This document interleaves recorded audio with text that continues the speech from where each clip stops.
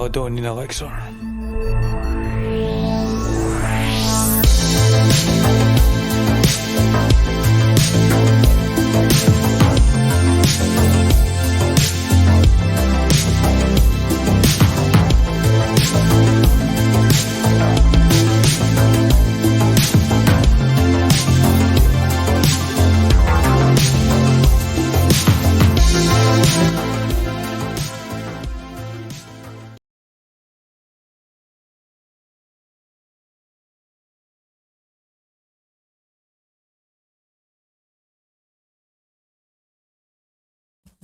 From Glasgow, Scotland, welcome to the Caledonian Elixir. We are on Facebook, YouTube, Twitter X, Rumble, and now on Twitch. And you can follow us as a podcast on Spotify. And if you want to support, don't forget to click the like, subscribe, and follow. So I hope you're all well. Christmas is just round the corner. And in case this is the last episode before Christmas, I wish you all a Merry Christmas when it comes. So, if you're finding us for the first time, we're a show that covers everything from politics to the paranormal, told with wit and true grit, with guests and callers. Now, today's guest is a former US diplomat and policy advisor for Senate Republican leadership. He is now a political analyst, and I've invited him on to help make sense of the metastasizing geopolitical mess taking place between Russia, Ukraine, and the West. And the timing of this episode couldn't be more apt, considering this week, Chief of the Defence Staff of the United Kingdom, Sir Richard Knighton, has said that our children must be ready to fight. And this is just one voice among a chorus warning of looming impending war. So, to make sense of all this, without further ado, is our guest, Jim Jatras.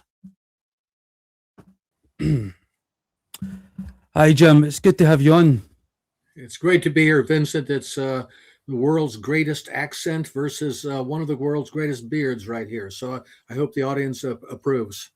I hope it's a stalemate.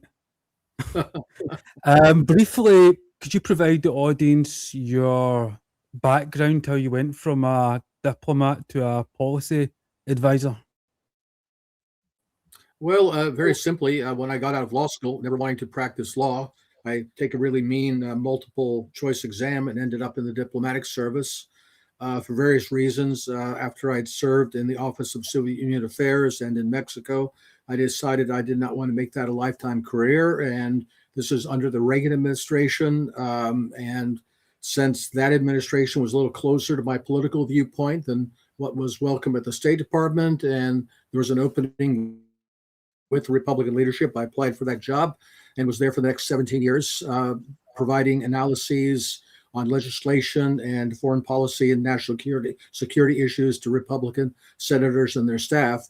So that covered the wars in Central America, the whole mess in South Africa, sanctions, all that stuff, expansion of NATO, wars in the Balkans, and the lead up to the war in Iraq. So, I guess I had quite a ringside seat for many years, how American policy is made. And then after I left the Senate, I worked as a lobbyist in Washington for several years, and then finally retired. Now I'm just a Virginia country gentleman. I just want to tell the audience, Jim is using Starlink, so if there are momentary intermittent cutouts, blame Elon Musk. Blame Elon Musk. What we've seen recently is the most bizarre political theatre I think I've seen in my life. On the European side, we've seen the revision of Trump's 28-point peace plan published recently, followed by European leaders essentially negotiating amongst themselves, not with Russia, but amongst themselves. And on the American side, we've seen this Trump pendulum of diplomacy, with Trump one moment supporting the General Kellogg plan, incidentally, which is supported by Zelensky. Then Trump has the Alaska summit with Putin and aligns more towards the Russian position. Not the Russian position, but closer to the Russian position. Mhm. But does Europe and the US actually understand the Russian position? And if not, why not? Because we seem to have not made really any progress towards bringing this to a peaceful conclusion through negotiation. Yes, I think the chances of a negotiated solution to the conflict are slim to none. And it's not just the differences within the Western camp. A lot of people like to focus on the differences between European leadership, Mr. Starmer, Mr. Merz, Mr. Macron, and Mr. Trump, and say, oh, well, they can't agree on anything. The Europeans want a war, but Trump's trying to cut a deal with the Russians. He wants peace, and why can't they come to? I think a lot of this is missing the point. They do, in a sense, see the Russian position, but since the Western leaders look at these things in totally Manichaean terms, that they are the forces of democracy and goodness and wonderfulness, and they only throw people in jail for tweets, because for democracy, versus the horrible autocratic powers of Russia, China, and Iran, who must be destroyed, and the accommodation with them is a betrayal of all things good and wonderful and true. How can you negotiate an agreement with absolute evil? That's the real problem that we have. Trump would like to appear to be a winner. He would like to find some way. They said, well, I've just solved my 98th war or something like that, and claim credit, and then probably rename Kiev Trump City. Fine, he would like to do that, but that isn't going to happen unless the Russians have completely lost their senses. They realize that nobody, including Trump, is going to offer them anything that meets their minimum security guarantees. Whether the Western leaders see that or not, I don't really know, but I think they do know that if they agree to that, it means, objectively speaking, a defeat for them and for NATO. And that means that the US-dominated global system is going to collapse. And they're trying to avoid that at all costs. Mhm. Do you think these diplomatic efforts by the Trump administration is a serious effort to end the war, or are they looking for a pause, a ceasefire to rearm and strengthen the Ukrainian front lines? Absolutely, it's not a serious effort to end the war. It's a serious effort to try to dupe the Russians into a Minsk III type ceasefire, a truce for precisely that purpose. They know at this point that militarily Ukraine cannot win, but they can hope that they are not absolutely defeated, that the Russians settle for a quarter of a loaf, and that they settle for a bunch of promises that will not be kept. I wrote about this almost a year ago, and it's playing out almost exactly the way I predicted. That in fact, even just in the last couple of days, the National Defense Authorization Act was passed by the Congress with almost $1 trillion in military spending, including another $800 million of aid for Ukraine. So there's no way, all this talk, well, Trump is going to walk away from this war and just leave it to the Europeans. There's simply no way he's going to do that. I mean, he agreed with Ursula von der Leyen that we're going to sell weapons to the Europeans, and the Europeans are going to give them to the Ukrainians. That's the plan. It's only got three problems. We don't have the weapons, the Europeans don't have the money, and the Ukrainians don't have the men. Other than that, it's a great plan. So they're sorry for, and I do want to get to that European summit that took place today, where they agreed on a $90 billion loan to Kiev. Right. However, it's not in reality a loan, is it? Because there's no interest on it, and we know that Ukraine can't pay it back. Of course. So the question is, where are they going to get the $90 billion? There's all all the storm and fury in Brussels about stealing the frozen Russian assets, assuming they haven't been stolen already. I don't know. Maybe that's where they're planning on getting the $90 billion as the first tranche of that money. But in any case, especially without cheap Russian gas, how are the European economies doing? Where are they going to get all this money from? What's happened to all that great German industry we used to hear about so much? That was the powerhouse of Europe. I mean, that's all gone now. Yeah, apart from the stocks of what's the German military arms contractor. Is it Rheinmetall? You know, Rheinmetall, yeah, very yeah. the roof, and so is BAE Systems. I'm just a couple of miles away from BAE Systems over here. I live near the Clyde, and they're doing great. The military contractors in the West, their business is booming. I would like to play a short clip that is from this week from the chief of um, the UK Defence Staff. Obvious impact on all of us will be the cost of building this resilience. Sons and daughters, colleagues, veterans will all have a part to play, to build, to serve, and if necessary, to fight.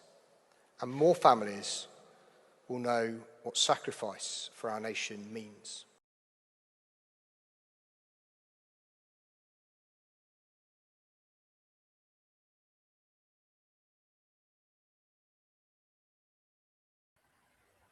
So that clip was from a few days ago. And again, it was Sir Richard Knighton warning of looming conflict with Russia. We also had the head of MI6 warning of something similar, and Keir Starmer, the Prime Minister, saying the same.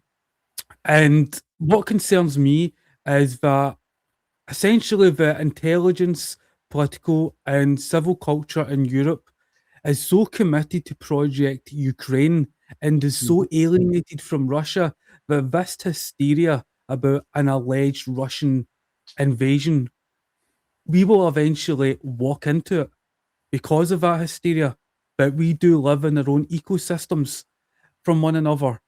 Do you think there's that possibility that we could see a direct conflict from, between Russia and Europe? I don't Because know. for example, why is Yeah. Richard Knighton saying that? I'm sorry, what has what? Why is Sir Richard Knighton saying what he just said there, the clip I played? Why is the UK Defence Staff warning of a looming war and that there may be possible conscription? Well, I don't know if you have the same expression there across the pond when you threaten somebody and he responds, "Oh yeah, you and what army?" I think the Russians can reasonably ask about the United Kingdom, about Germany, about France. "Oh yeah, you want to threaten war with what army? What army do you have? What kind of army does the United Kingdom have today? What kind of army does Germany have today? Not much." And the Russians have made it very clear that, in fact, Mr. Putin's comments today, we don't want a war with you guys, but if you insist on it, you can have it your way. We wanted a peace deal on Ukraine. You don't want one. You'll say you'll fight to the last Ukrainian. Okay, I guess we'll have to oblige. I mean, that's sort of where we are. And the sad thing about it, Vincent, is, yeah, that's the way it may turn out. I mean, this is, this is looking very ominous that we're in some kind of a prequel to a major global conflict that's not confined to Europe. It's going to include the Middle East, perhaps the Western Pacific and the area around China. These people seem to think this is a joke, that they can simply make these threats and that somehow the Russians will be terrified and back down and give up what they regard as vital national security interests. And that just isn't going to happen. And then when the Russians warn, the Westerners don't take that seriously because the Russians have demonstrated so much restraint. In fact, in my opinion, if I were in their position, I think they're showing too much restraint because their opponents don't take them seriously. So I think when we're looking at people that we have in charge, not only in London, but in Paris and Berlin, but also in Washington as well, these are not mature, normal people who can be trusted with issues of life and death, war and peace. And they think they can just tell these tall tales.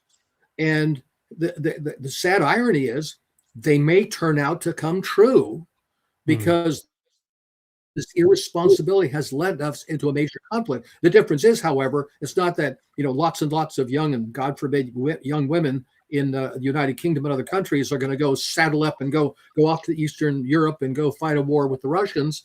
Instead, they'll be dying there at home when these idiots bring war back to their own countries and Oreshniks are dropping into European command and control structures.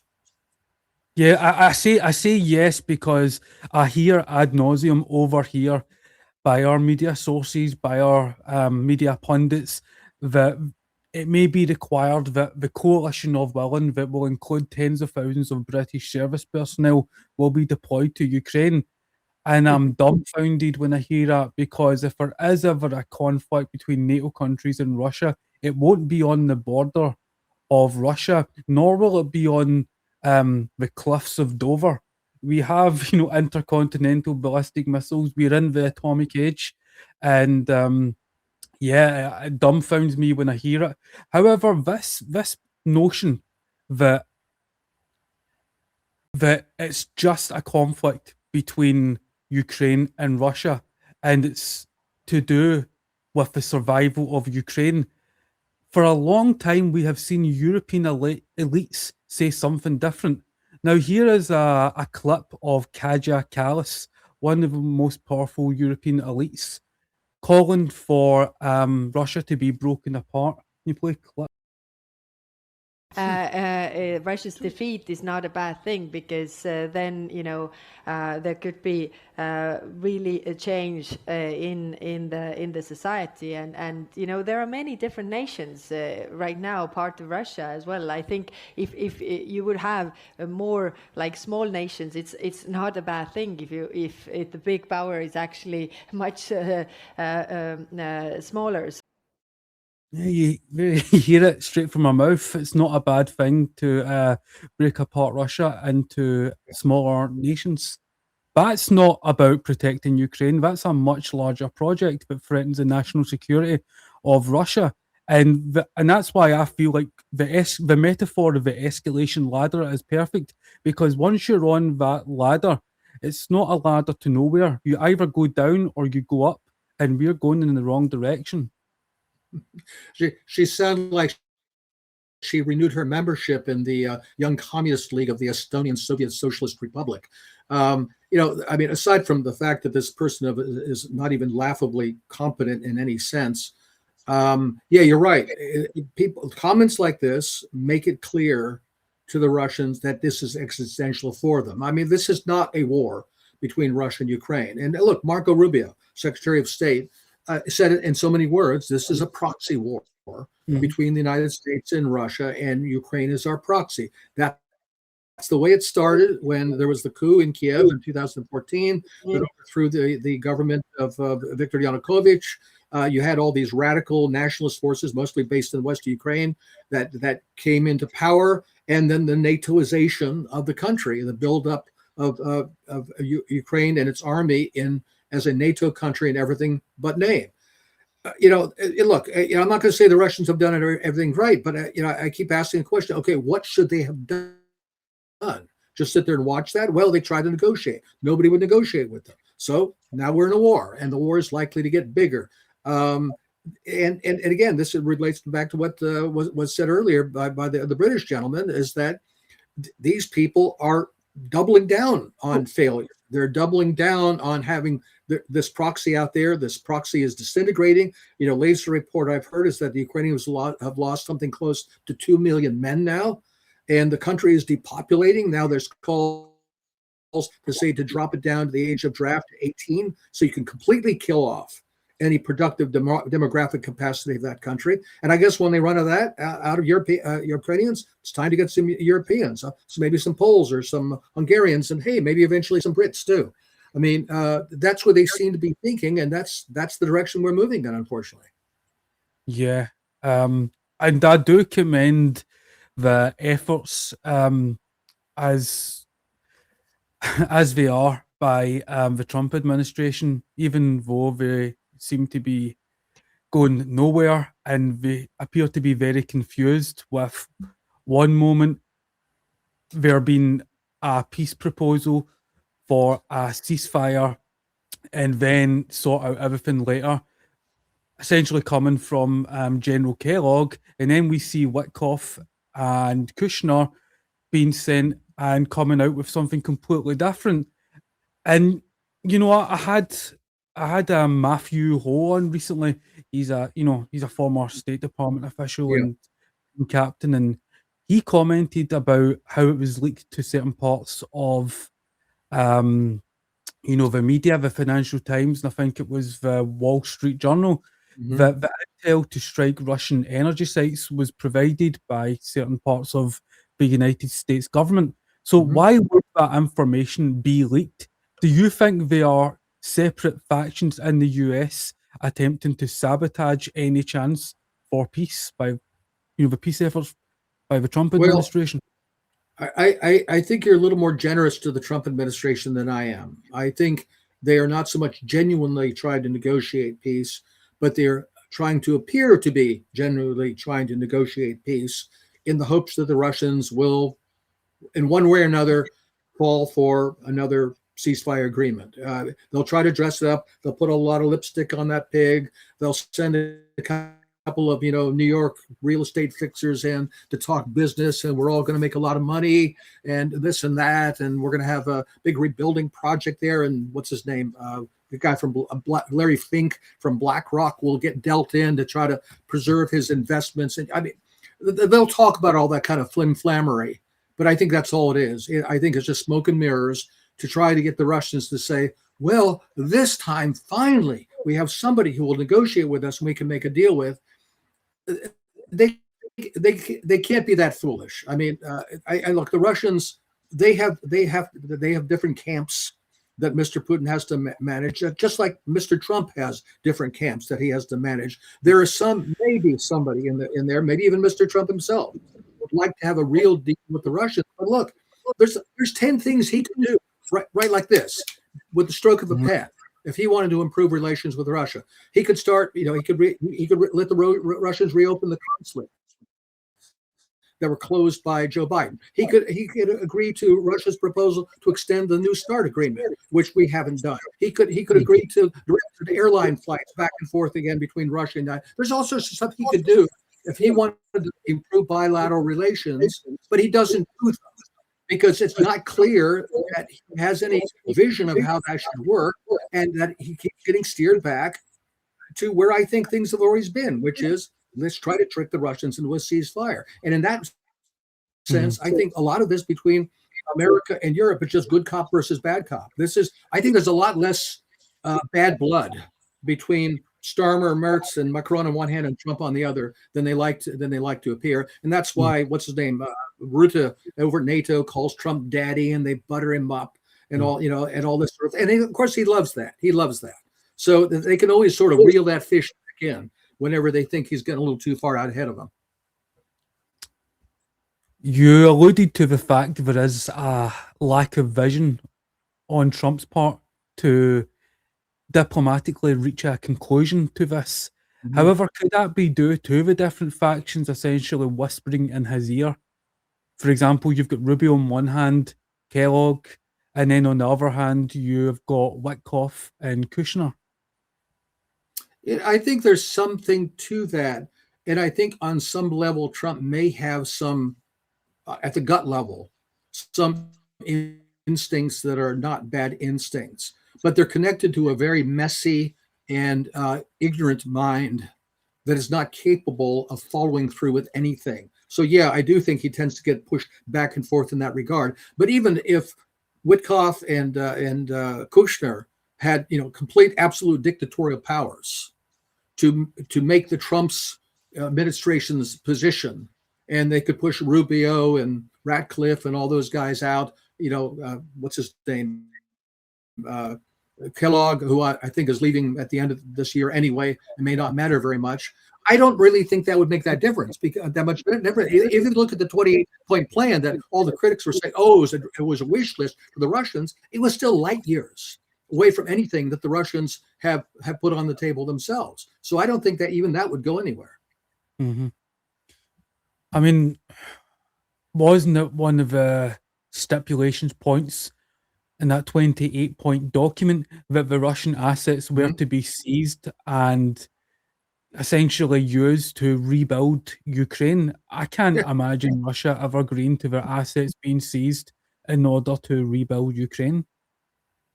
Oh, well, look, hey, Trump's going to rebuild Gaza. It's going to be a Kushner land, kind of a fantasy place. Why shouldn't we have, Trump land or Kushner land or, Witkoff land? Yeah, in what happened to that resort in the Mediterranean? Well, Tony Blair pulled out, and how can you do anything without Tony Blair? Come on. That's a good point. That's a good point. I mean, I'm sorry. Go ahead. I was saying, like, don't dismiss Blair too quickly. One of the last things he did was propose a digital ID scheme in the United Kingdom. Now, 20 years later, it's been realised by the Starmer government. So these things happen. They just take a long, long, long time to be realised. But just to spotlight the different factions, I think that could be involved in this. We had the former German Chancellor Scholz state that he wouldn't authorize Taurus missiles to be sent to Ukraine. This was last year, and that was because it would require German special forces on the ground. And he implied that just like the UK has deployed Storm Shadow missiles to Ukraine, they've given Storm Shadows, that there are British special forces on the ground. And the other week, it was tragically announced that a British soldier died in Ukraine. And the government said it was an accident, but I think the truth is he didn't fall over a rock and suddenly die. So, we've got a British soldier in Ukraine who recently died. It has been essentially admitted that there are British special forces on the ground. There was Operation Storm Shadow earlier in the year where you saw Russia's nuclear bomber wing attacked, and the Ukrainians don't have the space-based infrastructure to do such an attack. And then you have what Matthew Ho was implying when he was on my show about how there were leaks in the US government, leaking to the Financial Times and the Wall Street Journal that the attacks on Russian energy sites was coordinated by the United States. So there must be factions that are working to sabotage any effort towards peace. I think you're right, but I guess what I'm saying is even those efforts are not very meaningful. So maybe from their point of view, we're gonna make sure that nothing in that direction, not even the slightest step in the direction of the Russian concerns, can be made. But even those steps are not likely to go much of anywhere. So I think it just shows the extent to which this is totally dysfunctional. By the way, I can't help asking, do you really think that British soldier was the first one to die in Ukraine? I mean, I think this is part of the preparation for the public to say, we are now creeping into this war ourselves, just like we crept into Vietnam in the 1960s. Oh, we had advisors there. Oh, wait, we had some people before you know, we got a bunch of people getting killed there. So I think this is part of the conditioning of the public to say, well, I guess we're going to be more directly involved in this war if they can find a way to do it where they don't think will be, total disaster. I mean, let's remember, a few months ago when they kept talking about a ceasefire, we kept hearing this word about a European stabilization force, but they would need an American backstop, whatever that was supposed to be exactly. And the Americans say, oh, no, we won't provide a backstop. But now what are we talking about now? Security guarantees for Ukraine that would be provided by Western countries, evidently to include the United States. So apparently that's part of the discussion now. So, this keeps, just wash, rinse, repeat, wash, rinse, repeat. We keep going through this cycle of, oh, we're going to talk peace for all. No, we're going to pull back a little bit. We're going to put a ceasefire on the table. Well, we're not talking about ceasefire now, except we really are talking about ceasefire. This is just one big perpetual motion machine to try to keep the war going, to keep, Ukraine from collapsing, they hope, long enough. Well, long enough for what? I don't think even they're sure. Yeah, I was going to ask you there. Why do they want to keep the war going? Why do you think they want to keep the war going? Ultimately, I think, Vincent, is because these people, these people represent nothing and nobody but themselves and a very narrow stratum of very privileged people in Western countries that are more terrified of their own population than they are of the Russians. I mean, what's Mr. Starmer's approval these days? And of course, the Tories are no better than the Laborites are, and Tweedledee, Tweedledum, and that's what it is in virtually all of these countries, and that they've got to find a way to keep this money-making machine and this huge establishment, which is kind of like a NATO version of the USSR and the Warsaw Pact, going as long as they can. And the only way they can do that is to have this big boogeyman external enemy out there that they can tear. Hey, it's right out of 1984, right? East Asia is our enemy. East Asia has always been our enemy. We've always been at war with East Asia. They need that perpetual tension, that perpetual war, to maintain their privileges and also maintain what amounts to a war on their own population, both economically and in terms of, identity and, migration and all of these things that are destroying the countries of Europe. 1984 was very prophetic in more ways than one, because it depicted a future where we existed in a multipolar world with Oceania, Eurasia, and East Asia. Yeah. And essentially that is kind of what we have today. We have Anglo-American powers, then we have the Central Asian power that is led by Russia, and then we have the rising East Asian power led by China. Of course, some people like to, put it in sort of contrasting camps where you've got the BRIC nations and as a versing the G7 nations. But regardless, you have a multipolar world that we exist in now. It's not emerging. We live in it now. Yeah. Well, and in fact, if you're right, it's prophetic. And in some ways, you could look at it and say, well, it looks like Oceania is at war with East Asia and Eurasia, and East Asia and Eurasia are allies, which means essentially that Russia and China are allies. And that's one of the other pipe dreams you find at least in the United States and probably in Europe as well, is that, well, if we play our cards right, we can split the Russians away from the Chinese.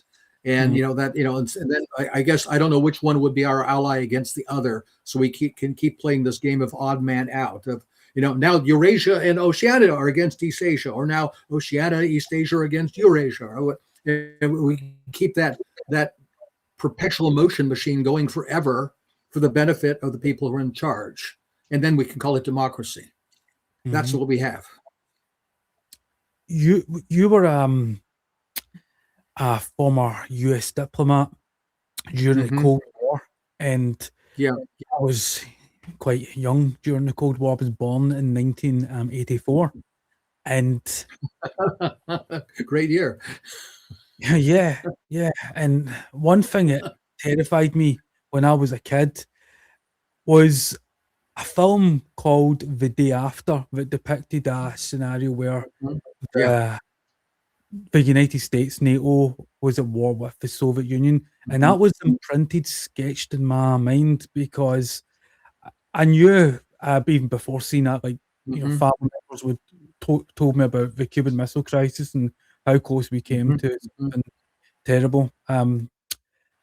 However, I just want to play a clip from the Day After, because I think there are too many people over here in the media, political figures, that don't take this seriously anymore. That they really do believe if there is a conflict between the West and Russia, that it's going to be something similar to World War I or World War II. And I think all of those who are wiser know that it's not going to be this, trench warfare conflict with tens or hundreds of thousands of American forces sent to Ukraine. It will quickly escalate, as you said, with Ureshniks. What was the other missile that was recently tested by the Russians, the Burevestnik or something? I'm trying to remember the name. It slipped my mind as well. Sorry. Yeah, but the point is, these weapons are terrifying. They are terrifying. So if we could just play this short clip, just a minute and a half long.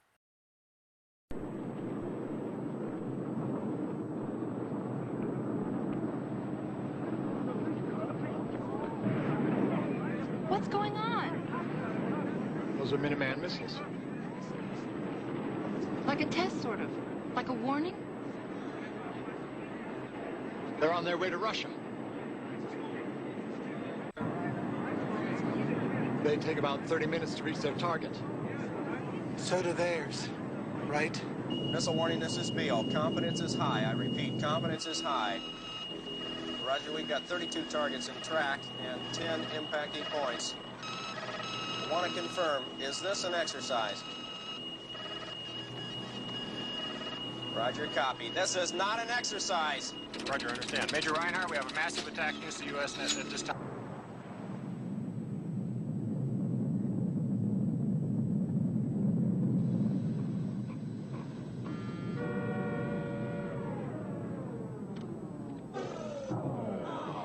Hey! Oh, come on, baby. Don't die on me now. Oh.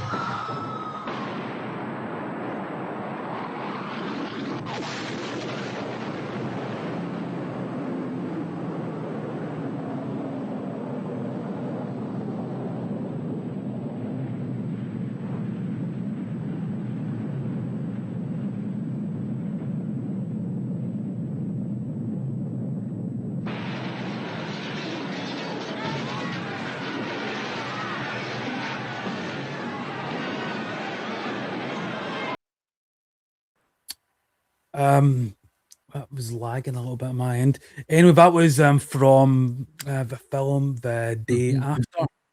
And again, that terrified me when I was a kid. So what do you feel is the chance that one or the other side will resort to using nuclear weaponry? Because when we speak about this, it's as if it's solely a theoretical idea, but nuclear weapons have been used in war, and it was our side that used them when we vaporized hundreds of thousands of Japanese citizens in a flash. So if we use nuclear weapons and we're the good guys, then why wouldn't the Russians use them? So what do you think the chances are of these kinds of weapons being used? 2 years ago, I gave a talk to the Ron Paul Institute conference student seminar called "The Only Thing We Have to Fear is Extinction Itself." And I talked about that very film. Back in the 1950s, there was a scare about nuclear war, and then it sort of died off a little bit, and then it came back again under the Reagan administration. I mean, during Nixon, during the détente, it sort of went away from. There was a genuine fear of nuclear war with the Soviet Union. And now that fear seems to have been totally thrown out the window. That, as you say, they seem to think this is a game. We can go fight a war with the Russians. You're right. It'll look like World War I, World War II. No, it won't. And I think that's one reason why the Russians are being so careful not to trigger a general war with NATO. Although, if it came to that, I think they're confident that they would win it. But they're also concerned, and rightfully so, that there's almost no way that war would not go nuclear. And probably what would happen is that the side that's losing, and that would be our side, would resort to the use of tactical nuclear weapons inside the European theater.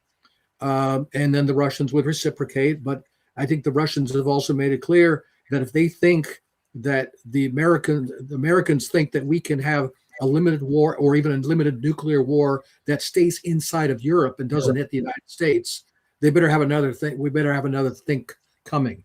So I don't think if it turned into a general war between NATO and Russia, it could not go nuclear. I think it almost certainly would. And I don't think people are afraid of it. They're not afraid of it at all. Back as you point, like the film shows, there was a genuine fear of nuclear war. But here's part of the problem, Vincent. This gets back to what I said earlier about Manichaean thinking. Back during those days when the communists were in control of Moscow, I know this sounds paradoxical to people, but Western capitals were a lot more sympathetic to Russia than they are today. When I was at the Soviet desk at the State Department, I had the reputation of being a real zealous anti-communist, which is very rare at the State Department in those days. Almost nobody there was a ideological anti-communist like I was. And by the way, my father was the Air Force attaché in Moscow at the same time. So, I mean, I knew this operation very well. Most people back then had this kind of generally warm regard for communism and for the Soviet Union as well, not exactly like us, but kind of the same. It's secular, it's godless, it's progressive, it's globalist. It's kind of like our ideology, but not entirely right. Then when communism fell, and I'm popping champagne corks and saying, great, I'm glad all that 20th century craziness is over. These people became very, very anti-Russian, because when Russia reemerged as a national state and one with a kind of an Orthodox Christian ethos to it, that was taboo. That was not permissible. The Soviet Union as a communist country, those are people we can do business with. Those are people that sort of think like us. And that's why I think there was kind of an openness to the concern about possible war with the Soviet Union and a fear of war with the Soviet Union. Whereas today, it's all a joyride. It's all a lark. We can be as reckless as we want because those people are just so evil. We don't even have to admit to ourselves that there's a possibility that confronting them like this could turn out very, very badly for us. In other words, I think there's an ideological and moral blinder here that these people have, that they don't see the danger, even though they were aware of it, decades earlier when the good guys were in charge in the Kremlin. I feel sometimes that I need to say this because I've did several shows on this subject, that my position is I would just like to see a conclusion to the war to end, and it to be end, and for it to end with a mutual understanding of the national security of each side, that the Russians have their national security interests and that the Europeans have theirs, and they come to some form of resolution that doesn't, involve the use of nuclear weaponry, thermonuclear bombs. We want to avoid that. But the issue that really confounds me, and you see it recycled throughout history, is being sort of dragged in through alliances. It's how we got dragged in the Second War, that is the United Kingdom, because we had an alliance with Poland. And these countries, especially in Eastern Europe, they've got bad blood with Russia. They've been fighting it out with Russia for centuries. You can think of the Polish-Lithuanian Commonwealth. You could think of Finland. They've been fighting for a long time. The problem is these countries are now in NATO. And if there's ever a war between these countries again, it's going to drag in the UK and the US. And that's a big issue. How do we navigate that?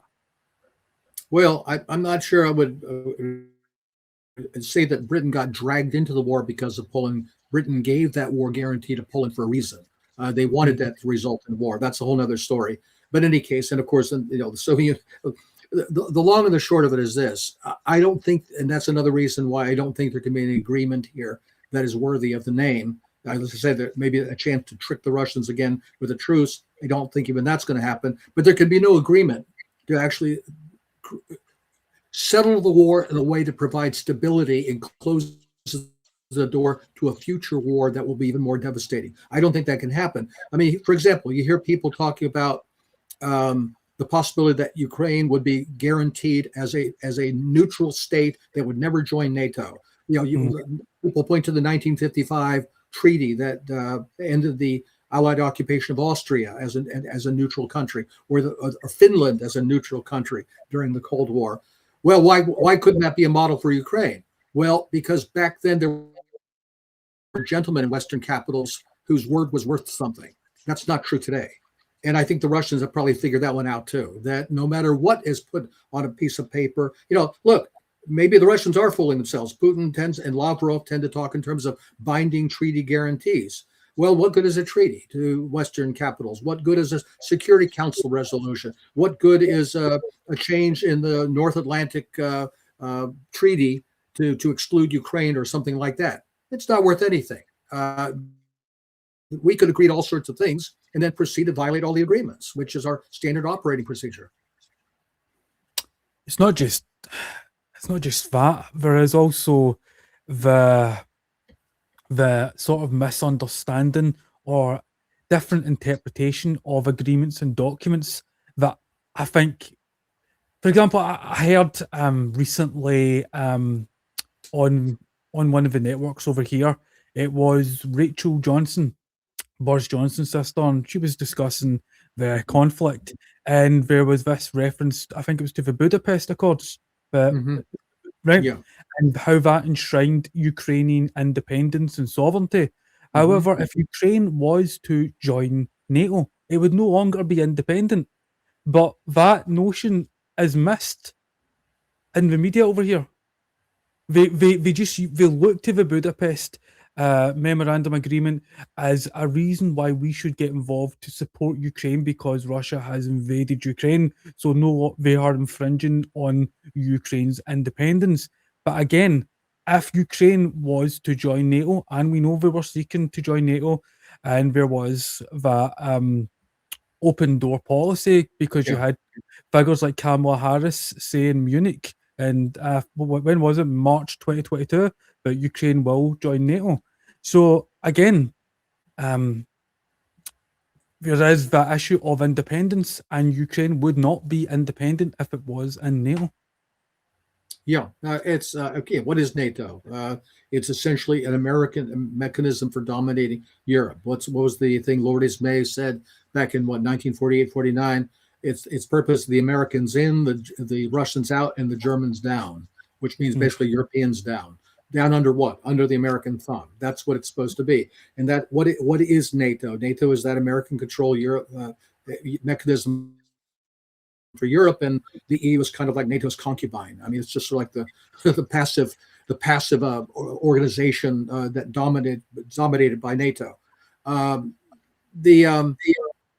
far as the Budapest memorandum goes, sometimes agreements are badly drafted on purpose because it's useful for one side to the other. I mean, remember 1996, Russia was flat on its back, so it didn't have much negotiating leverage, and they also presumed a lot of goodwill from their Western partners. They understood this to mean that essentially Ukraine was going to be a non-aligned state and not a threat to them, not that they were going to threaten anybody else.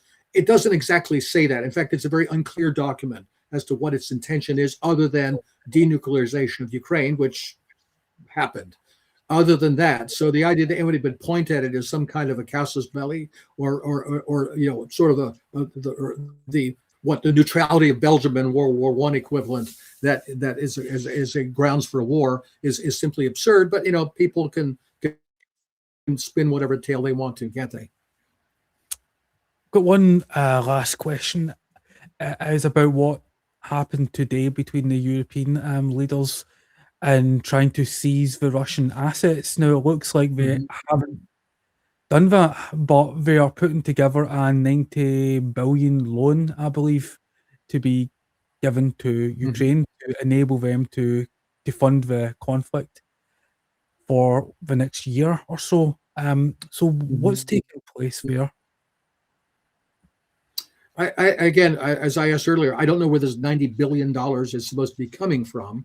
As I understand it, the problem with the Belgians in particular, and you can't get more, pro-European Union than the Belgians, but they're skeptical because they don't want to be left holding the bag. They don't want to, if once this war ends, if those assets have been gone, they don't want the Russians making claims that they have to pony up for unless there's a guarantee that all the European countries are going to chip in to pay whatever the indemnity is or the return of the funds that the Russians demand. Now, I'm not all that convinced that those legal processes would actually work under those circumstances, but apparently that's what the concern is. I think one way or another, they're going to hijack those funds. Where this $90 billion is supposedly coming from, I don't know. But here's the question too. Money can only go so far in keeping Ukraine on its feet. I mean, money doesn't translate automatically into men, into weapons. So just because you have more money doesn't mean that anything on the front is going to look any better just because people in Kiev are getting paid. So, hey, sure. I mean, if that's the best they can do, that's what they can do. But that still doesn't mean more money going to the front, and doesn't mean more men that get manufactured out of nowhere. Yeah, and at a time when Yermak has resigned due to corruption, so is in Ukraine, and then you've got, I believe, the energy minister and the justice minister resigning too.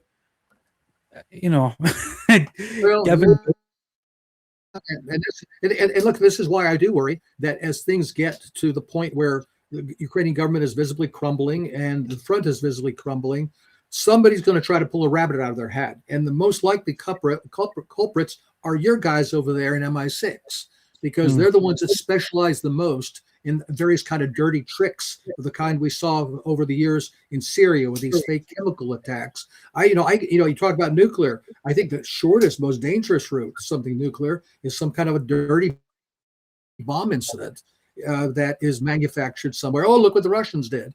And why would they do that? They're winning. Why would they resort to something nuclear? But I could easily see something happens to try to shake the karma up because the trajectory is not going in the right direction. And like I said, your boys over there are the most likely culprits. Yeah, well, we did have something quite strange in Ukraine. The Zaporizhzhia nuclear power plant that is currently under control by Russia. However, over here, the press stories, it was that Russia was intending to blow up the nuclear power plant that they are in control of. To me, come on, it doesn't make any sense, does it? Well, isn't that part of the 28-point Trump plan that the nuclear power plant, the Zaporizhzhia plant, is going to be put under the control of? Oh, wait, Donald Trump. Yes, of course. It makes perfect sense. Jim, it's been a pleasure having you on. If there's anything you would like to promote or tell the audience about before you go. Well, the only thing is I would say follow me on X, Twitter, at Jim Jatras. Take a look at my book here. My writings over the last 5 decades. I tried to warn you. Obviously, nobody listened. Also good for home defense. It's a rather weighty tome, and since you can't have firearms over there in the UK, I suppose a book is the best you can do. And the other thing is, I will send you the link to that piece. The only thing we have to fear is extinction itself. It might be of interest to your viewers. Where can I get that link? I'll send it to you right at the end of the program. You can post it. Okay, right. Thank you again for coming on, Jim. Thank you so much, Vince. It's my pleasure.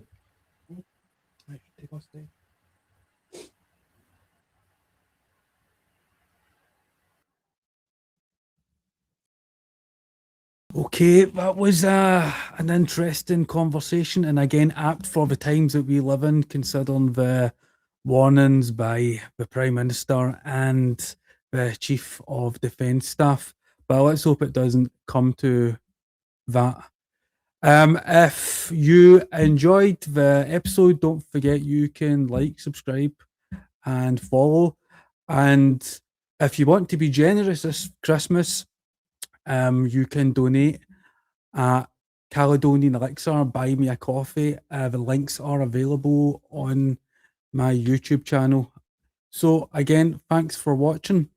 And if I don't release another episode before Christmas, Merry Christmas.